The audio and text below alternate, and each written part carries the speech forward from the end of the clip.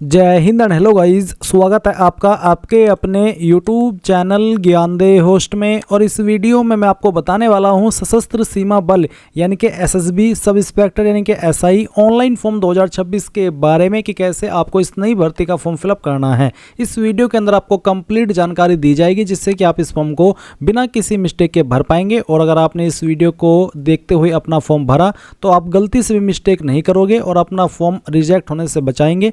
चलिए शुरू करते हैं और मैं आपको बताता हूं कंप्लीट प्रोसेस। अगर आपने अभी तक वीडियो को लाइक शेयर नहीं किया हो तो कर दे और चैनल को सब्सक्राइब करके बेल आइकन ऑन कर ले। इसके बाद जो लिंक वीडियो के डिस्क्रिप्शन में दिया है आप ओपन करेंगे, आपको जानने को मिलेगा कि ये सब इंस्पेक्टर की भर्ती 51 पोस्ट पर निकाली है। वैकेंसी की संख्या इतनी ज़्यादा नहीं है और वैसे भी इतने टाइम के बाद इन्होंने ये भर्ती निकाली है, बट फिर भी संख्या काफ़ी कम रखी है। वैसे ये डिपार्टमेंट इतना बड़ा है नहीं तो इसमें ज़्यादा जो एसआई है उनकी आवश्यकता होती नहीं है, इस वजह से यहाँ पर वैकेंसी की संख्या कम हो सकती है। अब आप यहाँ पर ये भी जान लीजिए कि इसमें अप्लाई करने के लिए जो फीस पे करनी है वो जनरल ओबीसी को 200 रुपये और SC ST and all category female, चाहे फीमेल जनरल ओबीसी की क्यों ना हो, इनको कोई फीस पे करने की आवश्यकता नहीं है। फॉर्म आप लोग यहाँ पर 20 अप्रैल 2026 तक भर सकते हैं। इसमें एसआई स्टाफ नर्स की पोस्ट है, एसआई पायोनियर की पोस्ट है और एसआई कम्युनिकेशन की पोस्ट है। देख सकते हैं कि इसके लिए कितनी वैकेंसी है वो आपके सामने है। अप्लाई करने के लिए किस पोस्ट पर क्या क्वालिफिकेशन चाहिए तो वो भी आप देख सकते हैं। एसआई पायोनियर पर अप्लाई करने के लिए डिग्री या फिर डिप्लोमा सिविल इंजीनियरिंग के अंदर चाहिए। स्टाफ नर्स पर 12वीं की आपने पास की हो साइंस के साथ में, साथ ही आपके पास 3 ईयर का डिप्लोमा हो, साथ ही आप यहाँ पर रजिस्टर्ड होने चाहिए सेंट्रल या फिर स्टेट नर्सिंग काउंसिल के अंदर और आपके पास 2 ईयर का एक्सपीरियंस भी होना चाहिए। कम्युनिकेशन पर अप्लाई करने के लिए degree in electronics and communication या फिर कंप्यूटर साइंस या फिर इंफॉर्मेशन टेक्नोलॉजी या फिर साइंस विद फिजिक्स, ये आपके पास होनी चाहिए तभी आप एलिजिबल हो पाएंगे। फिर आपको यहाँ पर इसमें जो फिजिकल होगा उसमें क्या चीज़ करनी होगी वो देख सकते हैं, सब इन्फॉर्मेशन दी गई है। आप ऑफिशियल नोटिफिकेशन पीडीएफ के ऊपर क्लिक करके इस नोटिफिकेशन से भी यहाँ पर अच्छे से देख सकते हैं कि कौन सी पोस्ट किस कैटेगरी में कितनी निकाली गई है। सैलरी आपको 35,400 रुपये से लेकर के 1,12,400 मिलेगी। साथ ही जो यहाँ पर मैंने पोस्ट की क्वालिफिकेशन बताई है वो क्वालिफिकेशन आप यहाँ से डबल चेक कर सकते हैं। अब आपने यहाँ पर डबल चेक कर लिया सभी डिटेल्स को। अगर आप इसमें एलिजिबल और आपने अभी तक फॉर्म नहीं भरा तो इंपॉर्टेंट लिंक के सेक्शन से अप्लाई ऑनलाइन लिंक ओपन करेंगे। अब आपके सामने यहाँ पर ये पोर्टल आ जाएगा जहाँ से आपको अप्लाई करना है। यहाँ पर आ जाने के बाद में आपको सबसे पहले क्या करना है, रजिस्टर इसके ऊपर क्लिक करना है।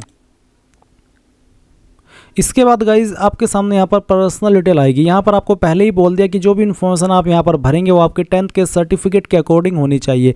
अब आप पोस्ट अप्लाइंग फॉर पर क्लिक करके सिलेक्ट कर लीजिए कि आपको कौन सी पोस्ट पर अप्लाई करना है। जिस भी पोस्ट पर आप अप्लाई करना चाहते हैं जब आप वो सिलेक्ट करेंगे तो यहाँ पर भी आपको बता दिया जाएगा कि इस पोस्ट पर अप्लाई करने के लिए क्या क्वालिफिकेशन आपसे मांगी गई है। तो आपको यहाँ पर सिलेक्ट कर लेना है अपनी पोस्ट और फिर यहाँ पर आपको आपका नेम डालना है, पहले फर्स्ट नेम फिर मिडिल नेम और उसके बाद में लास्ट नेम। देन यहाँ पर आप जो फादर नेम है आपका वो एंटर कर देंगे, पूरा नाम आपको डालना है।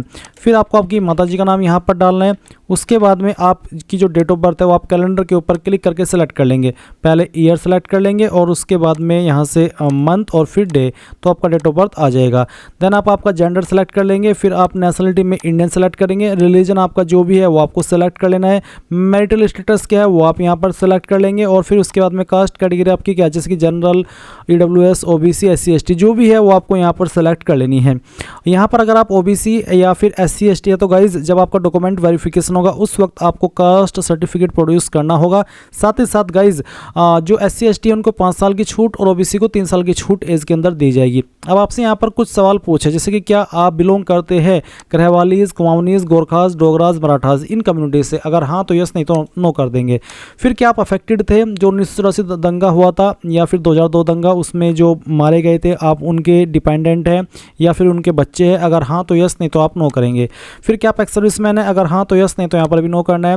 इसके बाद का आप एक डिपार्टमेंटल कैंडिडेट है और साथ ही आपने 3 ईयर की कंटिन्यूअस सर्विस की है, अगर हाँ तो यस, नहीं तो आप इसमें नो कर देंगे।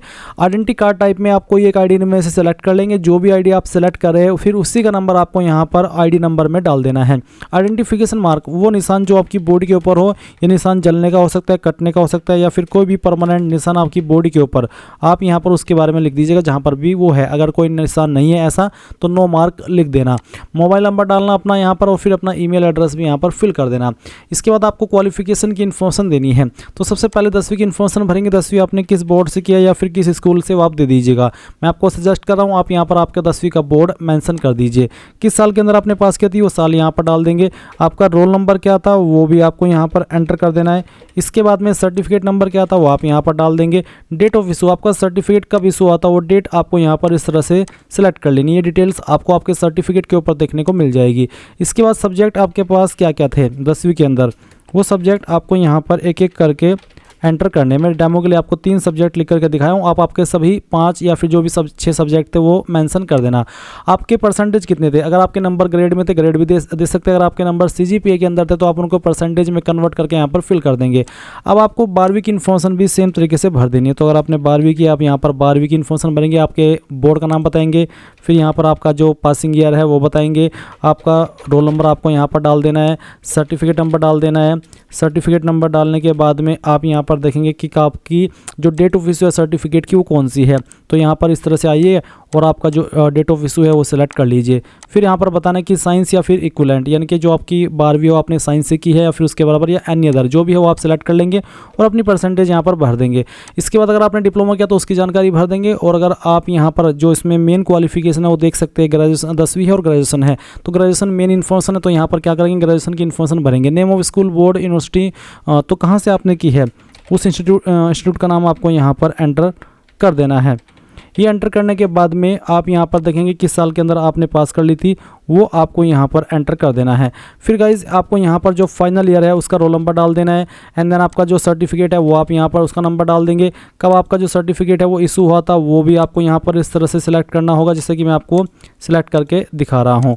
इसके बाद यहाँ पर आपको इसका जो स्ट्रीम है वो सिलेक्ट कर लेना, जैसे कि electronics and communication, computer science जो भी है वो आप यहाँ पर सिलेक्ट कर लेंगे। इसके बाद आपकी जो परसेंटेज है वो डाल देंगे और सभी जानकारी चेक करते हुए नेक्स्ट के ऊपर क्लिक करेंगे। नेक्स्ट के ऊपर क्लिक करने के बाद आपके सामने यहाँ पर एड्रेस डिटेल आएगी। तो पहले आपको परमानेंट एड्रेस भरना है। तो परमानेंट एड्रेस जैसे कि आपका विलेज टाउन कौन सा है वो आप लिखेंगे, पोस्ट ऑफिस कौन सा है वो आप लिख देंगे, तहसील कौन सी है वो आप यहाँ पर लिख देंगे। अगर तहसील पुलिस स्टेशन का ऑप्शन आप खाली भी छोड़ेंगे तो आप इसको छोड़ सकते हैं, क्योंकि ये 2 ऑप्शन कंपलसरी नहीं है।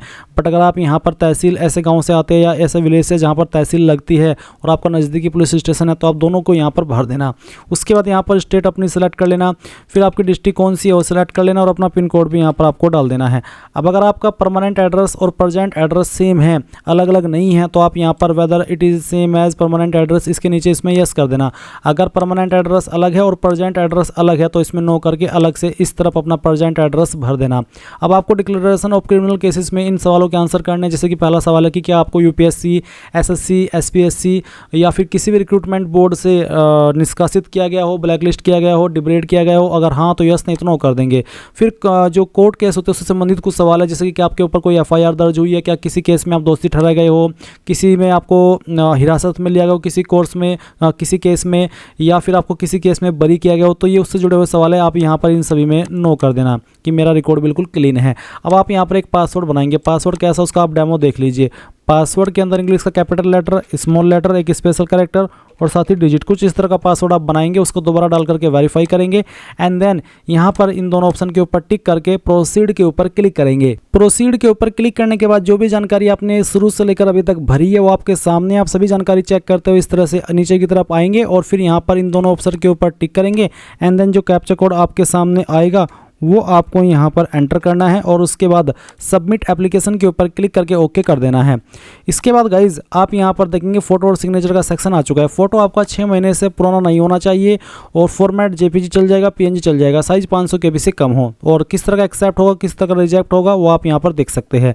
तो चूज फाइल इसके ऊपर क्लिक कीजिए और जहाँ पर भी आपकी फ़ोटो फाइल है सेलेक्ट कीजिए, ओपन कीजिए। इस तरह से फिर आपको सिग्नेचर अपलोड करना है। सिग्नेचर आपका ब्लैक या फिर ब्लू इंक पेन के द्वारा होना चाहिए। साइज 200 KB से कम हो।